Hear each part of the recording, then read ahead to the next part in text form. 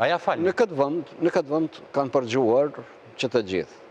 Nuk mund të amnestohet as LSDM-ja as VMRO-ja. Do thotë, puna e përgjimeve është vazhdimësia e përgjimeve të LSDM-s.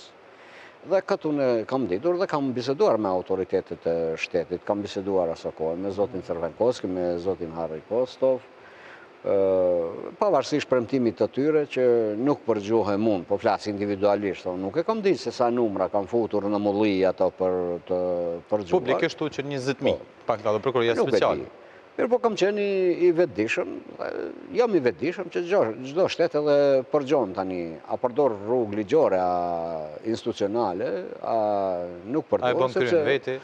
Sepse ligji e sankcionon që mund të përgjohet për qëllime të caktuara, por në rrugë institucionale duke marrë leje me miratim të gjykatës. Deri më tash po del që nuk kanë marrë leje. A u falni zoti Ahmeti ju atyre që kanë përgjuar? Unë nuk jam i dhruar, unë nuk jam zemruar se ata kanë përgjuar, sepse nuk ka qenë ndonjë befasi për mua.